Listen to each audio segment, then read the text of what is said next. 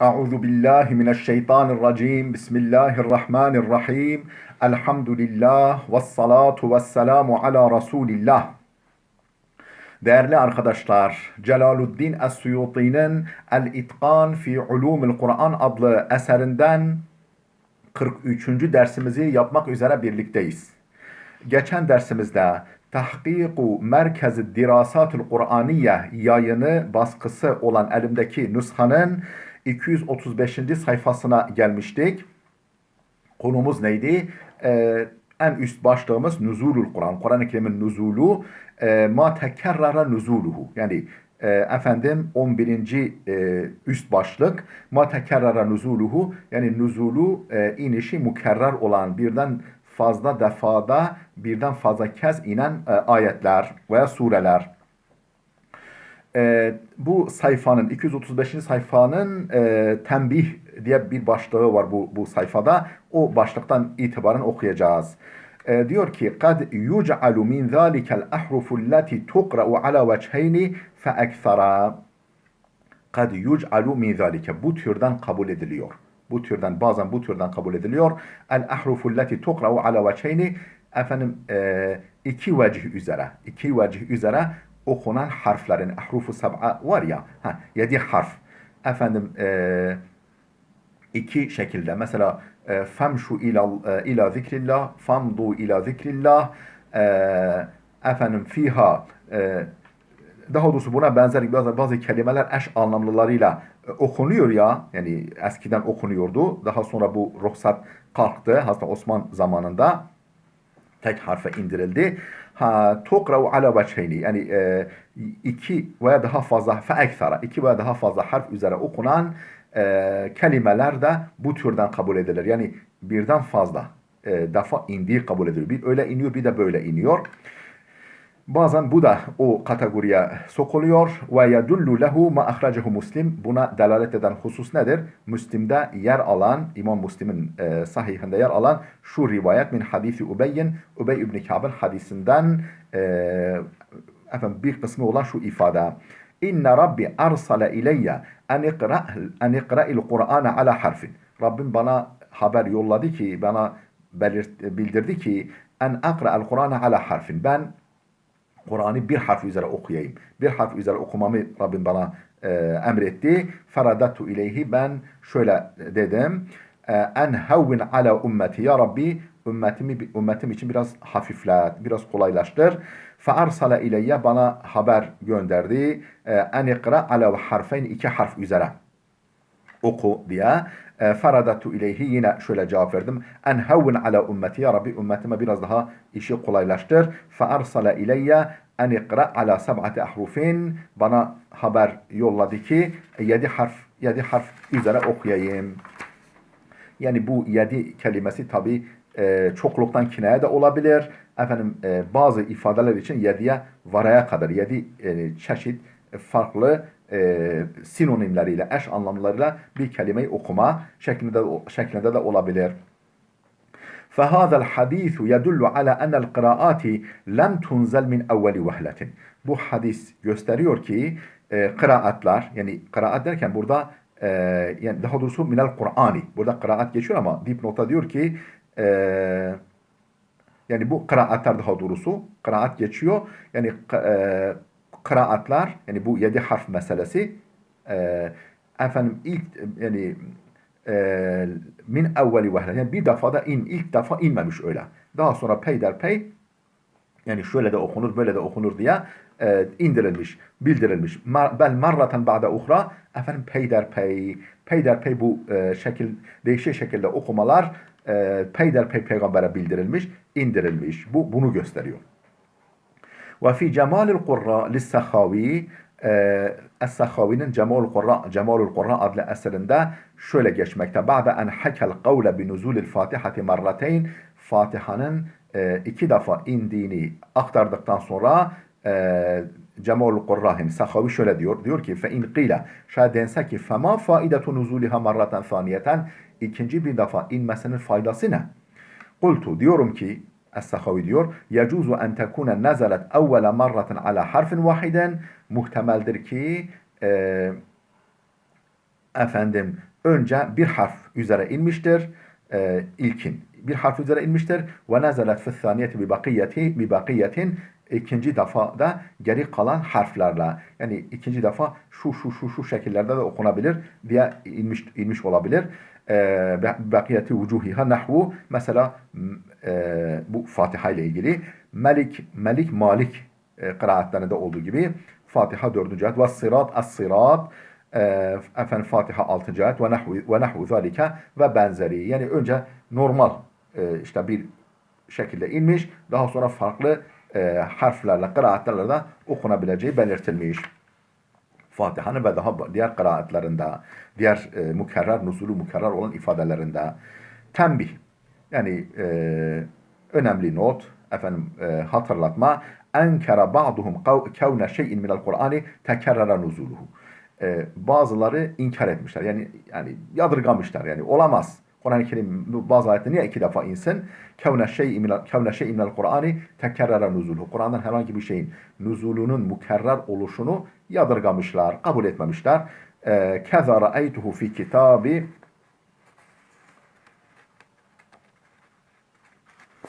fi kitabi el-kefil bimaani tenzil. El-kefil fi bimaani tenzil adlı eserde bu şekilde gördüm. Yani inkar ediyor, yadırgıyor. Ve allelehu, bu yadırgamasını kabul etme işinde şu şekilde gerekçelendirmiş. Be enne tahsile ma huve hasilun la faidete fih. Yani bir şey hasıl olmuşsa, bir defa gerçekleşmişse bir daha onu gerçekleştirmenin faydası yok. Yani bir defa inmiş, ikinci defa niye bir daha insin? Bu faydasız bir şeydir diye böyle gerekçelendiriyor. وَهُوَ مَرْدُودٌ بِمَا تَقَدَّمَ مِنْ فَوَائِدِهِ. Bu, şimdi Suyuti diyor ki bu kabul edilemez. وَهُوَ مَرْدُودٌ, bu yani gerekçe kabul edilemez. بِمَا تَقَدَّمَ مِنْ فَوَائِدِهِ. Efendim daha önce bunun ne gibi faydaları var? Yani bu mükerrer nuzulun, yani ikinci veya üçüncü defa inmenin ne faydaları var? Daha önce bunu belirttik.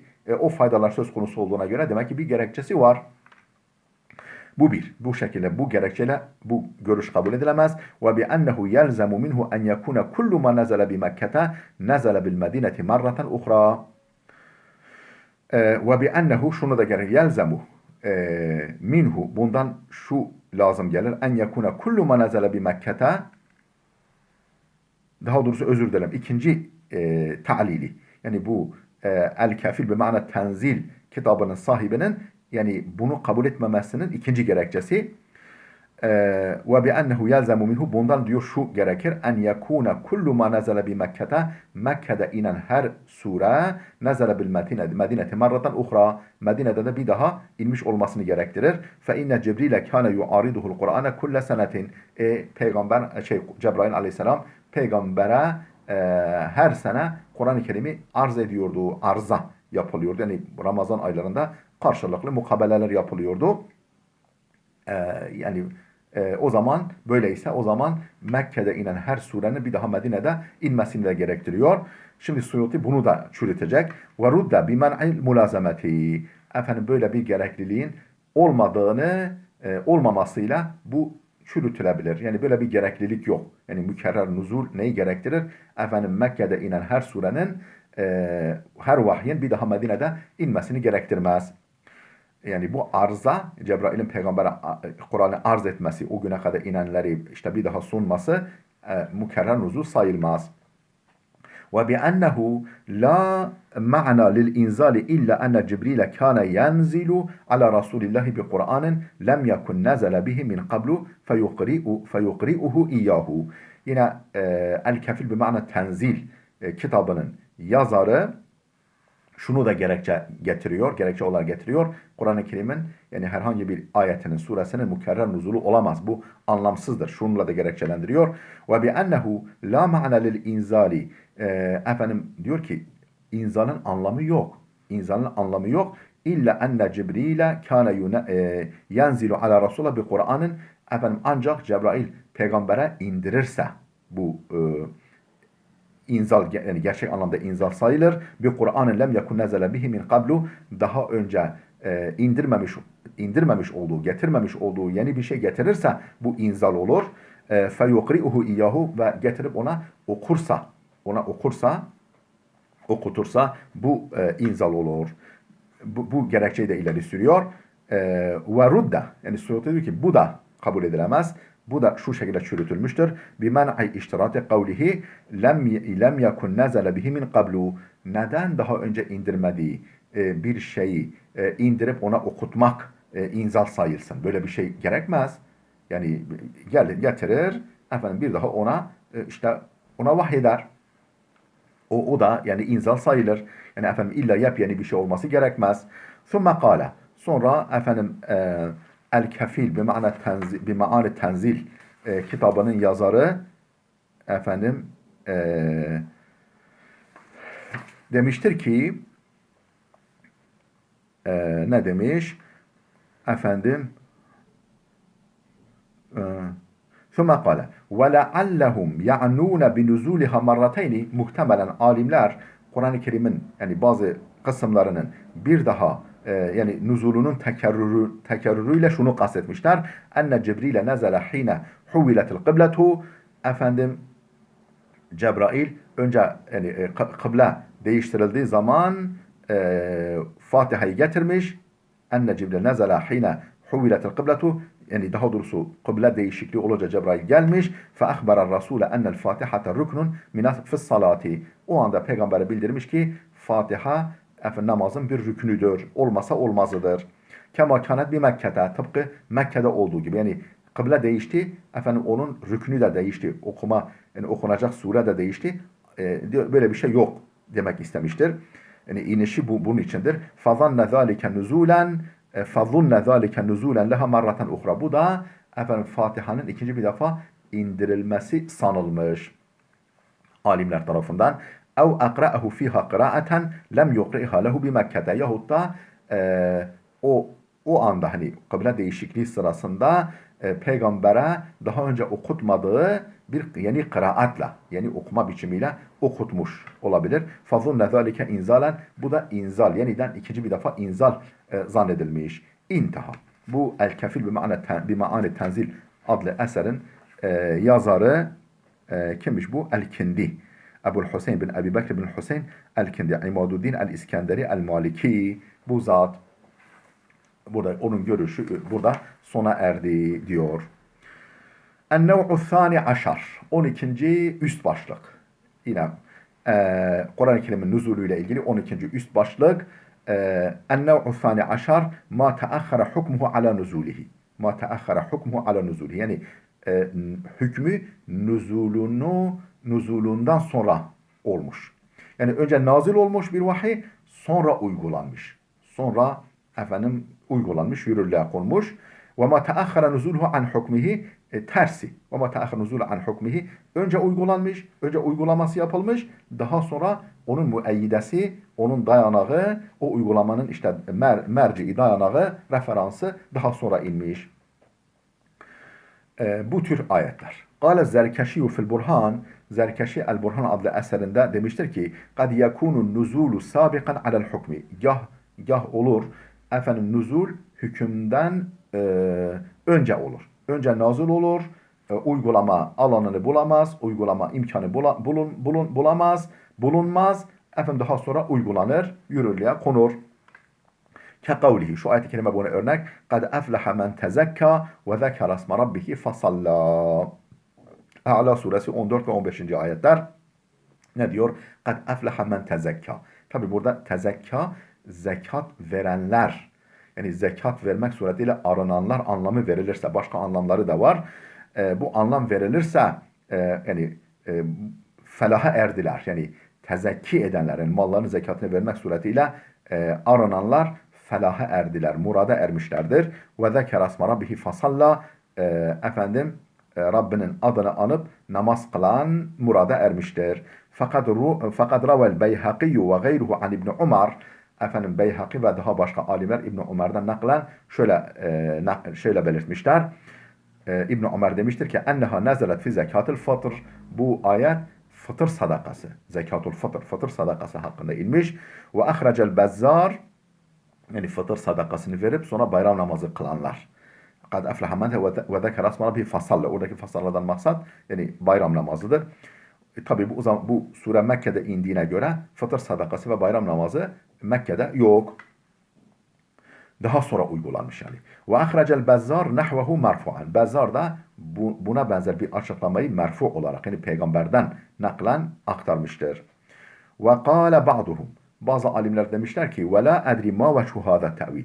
Yani bu şekilde yorumlanmasının haklı gerekçesini bilemiyorum. Gerekçesini bilemiyorum. Niye bu şekilde yorumlanıyorlar? Ve la edri bilemiyorum ma veçhu. Vecih yani haklı gerekçe. Hâzâ tevil. Bu tevilin haklı gerekçesini bilemiyorum. Leenne surete mekkiyetun.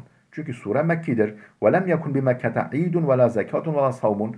Mekke döneminde ne bayram var, ne zekat var kurumsal olarak, ne de oruç var. Yani farz, oruç var. Yani bunlar yok. Yani bunu niye bu şekilde anlıyorlar? Bunu anlayamıyorum. Haklı gerekçesini bilemiyorum demişler. Ve ecabe el-Bagavi. Bagavi buna şöyle cevap vermiş. Bi'ennehu yecuzu en yekune nuzulu sabiqan alel hukmi. Nuzulun hükme sabkat etmesi mümkündür. Yani önce nuzul oluyor, sonra uygulanıyor. O hüküm uygulanıyor, yürürlüğe konuyor. Kema kâle Teala, Allah Teala'nın şöyle buyurması gibi: La uqsimu bihâzel beled ve ente hillun bihâzel beled. Beled suresi 1 ve 2. ayetler. La uqsimu bihâzel beled. Ben bu beldeye yani Mekke'ye kesin olarak kasem ederim ki ve ente hillun bihâzel beled. Sen bu beldede hildesin. Ne demek hildesin? Yani bir süreliğine savaş yapabilirsin. Normalde Mekke'de savaş olmaz, kan dökülmez, hatta bitkiler bile yolunmaz. Yani sen hilsin, yani sana böyle bu konuda bir ruhsat verilmiş bu şehirde. Fessuratu Mekkiyetun. Bu sure Mekki'dir. Mekke'de inmiş. Ve kad zahara etherul hilli yevme fethi Mekke'de. Bu hil, tırnak içine hillin yani serbest, bu konularda serbest olmanın eseri yani izi, eseri Mekke fethi günü olmuş. Yani Peygamber'e savaş izni Mekke fethi sırasında verilmiş. Hatta kâle aleyhissalatü vesselam, nitekim Peygamber şöyle buyurmuş: Uhillet li sa'aten min neharin. Bir günün belli bir saatinde yani bir saatinde bana bu konuda izin verildi. Ta ki bir operasyon gerçekleşsin. Geçici olarak bu operasyonun gerçekleşmesi için bir süre verildi. Gerekirse savaşılacak ve Mekke fethedilecek. Ve kezalike nezele bi Mekke'te seyuhzemul cem'u ve yuvellûned dubur. Kamer suresi 45. ayet. Seyuhzemul cem'u, topluluk bozguna uğratılacak ve yuvellûned dubur, sırtlarını dönüp kaçacaklar. Kale Ömer ibnül Hattab, Hazreti Ömer demiştir ki fakultu eyyü cem'in, ben bu ayet indiği zaman Mekke'de biz yani saklanacak yer arıyorduk. Yani öyle bir gücümüz yoktu. Biz topluluk olacak karşımızda ve onu yeneceğiz. Savaşta böyle bir bozguna uğrayacak, sırtını dönüp kaçacak. Yani bunu anlayamıyordum diyor. Ben diyordum ki fakultu eyyü cem'in, hangi topluluk, hangi bozgun, hangi yenilgi, hangi kaçış? Felemma kâne yevmu Bedir'in, Bedir savaşı günü olduğunda ve hezemet Kureyşun, Kureyş de bozguna uğradığında nazartu ila Rasulillahi fi atharihim, onların böyle ardından, arkasından onları kovalayarak peygamberi gördüm. Musleten bir seyfi, yalın kılıç, onları kovalarken gördüm. Yakulu şöyle diyordu: Seyuhzemul cem'u ve yuvellûned dubur. Topluluk bozguna uğratılacak ve sırtlarını dönüp kaçacaklar. Bu ayeti okuya okuya onları kovalıyordu. Fekânet liyevmi bedrin. Meğer o ayet Bedir günü, savaşı gününe bakıyormuş. Ahracehu Taberani fil Avsat. Taberani el Avsat adlı eserinde bunu kaydetmiş. Ve keza kavluhu. Yine buna örnektir şu ayet-i kerime. Cundum ma hunalike mehzumun minel ahzab. Cundum ma hunalike, orada bir ordu mehzumun, bozguna uğramış minel ahzab, düşman koalisyonundan, ahzab düşman koalisyonundan bir ordu orada bozguna uğratılmış. Sad suresi 11. ayet.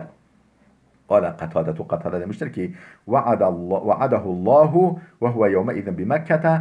Allah peygamberine vaat etti. Henüz o gün Mekke'deydi. O sırada henüz Mekke'deydi. Hicret etmemişti. Neyi vaat etti? Ennehu seyehzimu cunden minel müşrikin. Müşriklerden bir orduyu yeneceğini. Feca'ahu te'viluha yevme bedrin. Bedir savaşı günü bu ayetin tahakkuku geldi. Tevili yani realitesi, gerçekleşmesi geldi. Ahracehu İbn Abi Hatim. Bunu İbn Abi Hatim nakletmiştir.